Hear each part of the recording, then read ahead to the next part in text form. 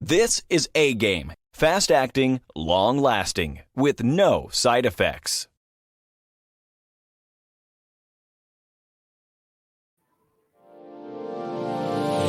Hey all my Crimsonites, and welcome to the Crimson Cure channel, where we embrace our femininity, increase our womanly value, and celebrate our brothers. So join me on our feminine journey to learn, heal, and grow.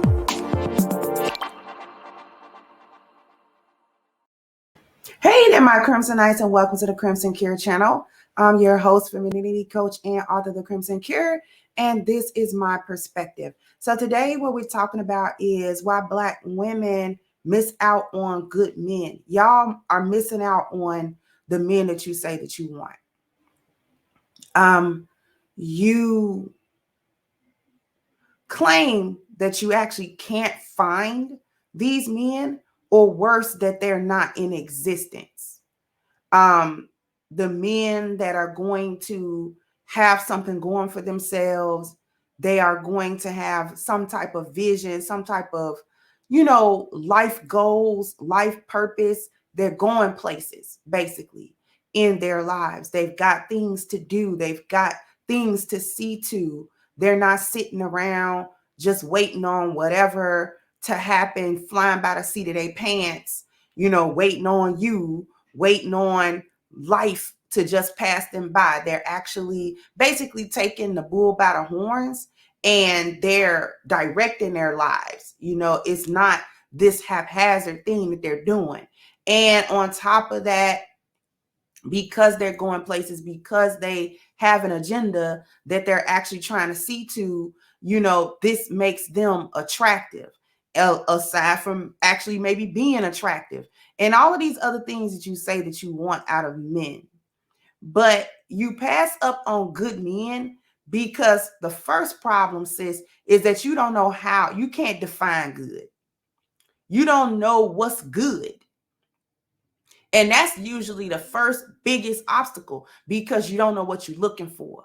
If you don't know what a good is in a man, then how can you find a good man? Because you don't know how to define what is good. And working with the definitions that most Black women work with, that has not helped you. Because a lot of times a good man is the man that maybe has a lot of money, but he also says yes to you all the time. He doesn't have any standard, and he doesn't require anything from you in order to be with him in a relationship. And as long as he's a yes man, as long as he's doing the things that you want him to do pretty much at all times, basically do what you say, then this is what you determine to be a good man. But the problem with that definition is that this is also the same man that you determine to be a sucker. The man that comes into your life to give you things and to love on you and to make you feel special, we automatically put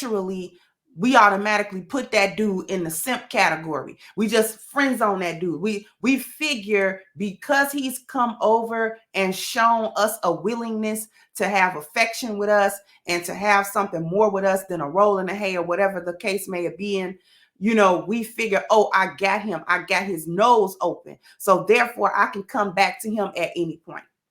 I don't have to make a big effort because we feel like he already gonna make the big effort to be with us. So we feel automatically put on a pedestal with that guy, and that we can do no wrong. We want to see, basically, y'all be doing that because y'all want to see how far this dude will go to chase you. You want to see how far he gonna simp in order to chase you. As long as you kind of ignore him, you kind of play him to the left, you kind of play him a little bit. You know what I'm saying? You want to see just how long he's going to sniff up behind you. And you like the attention, you like what he's doing, but you're too caught up in hyena ways of trying to make sure never to give a Black man anything that he wants, including showing your interest in him or returning your interest when he shows interest in you. You don't even want to give him the satisfaction of knowing that you were interested just as much as he was or more. and that you like the attention, you like the text messages, you like the little gifts and the little kind things that he's doing. But you also want to see that guy as some type of simp. You also want to friend zone that dude because you feel like as long as he feels like this about me, he'll always sniff up behind me.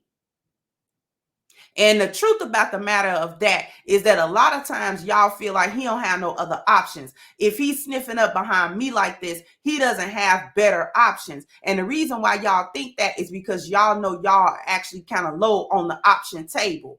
You know you're not the highest pick. So if he's sniffing after you and you're kind of at the lowest pick, that's when you really feel, you know what I'm saying, like you should say it with your chest, because if he's simping up after you, then he can't possibly have better options, because you know for a fact there are better options on the table if he would just look around. Instead of appreciating the fact that a man that you think is higher than you and that should have better options than you is actually coming around to pay you some attention because he possibly sees a future or some value within you that he wants to connect with. So you don't understand what's good. You don't know. You mistake men that have visions and plans as controlling, and they're too dominant and they're uncaring. That's when you miss those men. You miss the visionary. You miss the man that's really got a grand plan that he's actually going to enact. I'm not talking about a dreamer. I'm talking about a planner. I'm talking about a person that has a vision. He can see it, he can taste it, he can smell it, and he works towards these goals that he has set for himself. And anybody in his life that's under his covering are also going to work towards these goals with him, because you're definitely not going to be able to work against him, and you're here in his life and in his presence. He don't play that. Men don't play that when they have those visions, when they're working towards something or they're working to maintain something that they already have.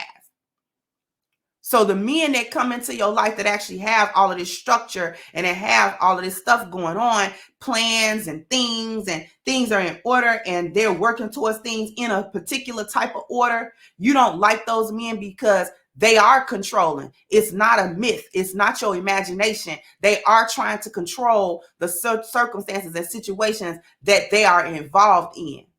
They're trying to control the direction of things, because if he's not in control of the direction of things, then he can't be responsible for those directions. He can't have things going on that are so completely chaotic and outside of the realm of what he's trying to do. And he got to try to keep an eye on that. That's not realistic. And it actually takes away from the goal. Okay? He has requirements for you to be in a relationship with him, and he sticks to them. And y'all find that to be emotionally abusive when he's not catering and cupcaking after your emotions all the time. Men that have visions, they are not emotionally disconnected. Let's just make sure that we understand that. Men that are working very hard, that are very focused, that have a particular goal in mind, and they're keeping their eyes on a prize, that doesn't mean that he's not emotionally connected to you, or that he doesn't care at all about what you feel and about what you're going through. It's just that he can't allow that to obscure the goal. Your feelings can't come before the purpose. Your feelings can't come before the mission. They have to be dealt with accordingly. They have to be dealt with in the time that's allotted to deal with that. He's managing you. And the reality is we shouldn't give him a whole lot to manage. He's going to have to manage a little bit because we are emotional. And a lot of times we can't really help some of that seeping out or playing out. But at the same time, we should be having, and there's this word again, discipline. We should be having discipline enough to keep our emotions in check enough that it doesn't prove a distraction to him. And this is where we miss out on these good men, because again, we don't understand what's good. We're taking the good for the bad and the bad for the good. We think a dude that's just fine and coming through and giving us money and giving us kind of what we want, and he don't really say no to us too many times, is the guy that we should be dealing with. But the reality is he don't have no structure for you. So you can't really grow in that. You can't evolve. You can't evolve. You can't evolve with men like that. You fail to see the vision of the man that has one. And so you dismiss it as meaningless dreams and fantasies when he tells you, this is what I'm trying to do. This is what I'm going to do. Not only this is what I'm trying to do or what I want to do, this is what I'm going to do. See, these are the things that you have to listen for when you talking about a man with a dream and a fantasy versus a man with a vision. Because when he's just talking about dreams and fantasies, he's always talking about some distant, vague point in the future where he wants to do something or wants to have something. A man that has a vision, it doesn't say he just wants to do it. He said he's going to do it when he accomplishes this, when he gets over this hurdle, when he accomplishes that goal, when he gets this thing in place, then he's going to be able to get that thing in place. This is the language that you're listening for, but that scares a lot of you because that means that you have to evolve and you have to become like that man. You can't be sitting around talking about someday, one day, this day, that day, you're going to do this and you're going to do that, sitting around dreaming, but never actually making no plan to work towards anything. Because if he doesn't actually have a plan that he can present at any point, then he is dreaming. Because that's what dreams are. Dreams are the things that you did when you was a kid, but you didn't know how to work towards anything and you didn't work towards it. You see what I'm saying? The other part that is wrong and how you miss out on these good men is that you require the men that you're with to make you the number one priority. Here's the myth. You're never number one in the eyes of the man that you actually need. The man with this plan and this vision, these alpha men that y'all say y'all want, these types of men, he can never make you the number one priority, sis. He can't. He cannot. You cannot come before the purpose. You can't. Because if you come before the purpose, he can't achieve the purpose. The purpose and the goal is not to acquire you. You're there to help him acquire his life goals. It's the other way. And when we say you're not number one, that doesn't mean you're not a priority. That doesn't mean he's not caring or that he's not making sure that you're okay and that you're more than okay. You're more than just a little okay. He's making sure you don't have to do nothing that you don't, you know what I'm saying? That you don't have to work harder than you need to. He's trying to actually make things easier for you to be in a relationship with him, not more difficult. But there is a portion for you to carry that you're responsible for, and he's not going to alleviate you of that responsibility to make you feel more comfortable. That's not part of making you feel more comfortable. You're part of the plan. If you're going to be part of this man's life, you're part of the plan. And this is why I keep talking about the visionary and the leader, because y'all say y'all want alpha men, but more than half of you don't know what it takes to be even in the presence of an alpha man. You have not even met that man. And if you have, you were intimidated by him and you didn't know how to act around him. You didn't know how to respond to him, and you never learned how to respond to him. Okay, you either messed it up so bad the first time he didn't want you around, or he kept allowing you to be there and realizing that you could not course correct at all. No matter what he did, you couldn't do it on your own. There was no way for you to learn how to conduct yourself in that energy, in his masculine energy. You didn't know how to receive that from him. So when you don't know how to receive that, these men just move around. They don't have time to figure that out or help you figure it out. They really don't have time for that. So you have to become aware and cognizant of the type of men that you are around.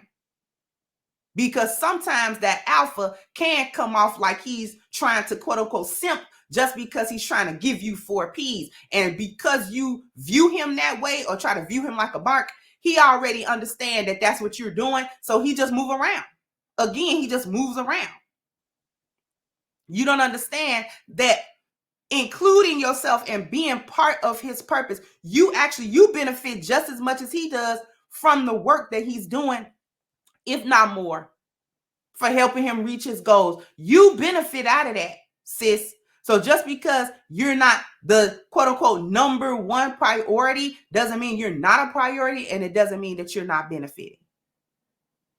And the last thing I'm going to say is you skip over his value system. You don't know the traits to look for. He needs to have a solid base in the 10 life values, a good work ethic, focus and foresight, ability to create structures and plans that work.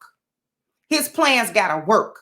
You got to see him working his plans, and the stuff that he touches becomes successful, and you skip the men. That's how you miss out on good men. That's how you end up with F-19s, 42 at the wall, and ain't never had a meaningful relationship. So sound off in the comment section. Let me know what you think. Like, share, subscribe to the channel if you have not. Once again, I'm your host, The Crimson Cure, and this was my perspective. Bye-bye, Crimsonites. Hey guys, please like, share, and subscribe to the channel and hit the notification bell. And if you've got more to say on the topic, leave a comment down below. Also, don't forget to support our sponsor, who so graciously supports this channel by clicking the description box and the link for A-Game at agameherbal.com. You can go ahead and get a 10% discount off of your next purchase using the code Kendra10. This has been yet another Crimson Cure production, and I'll catch you guys on the next one.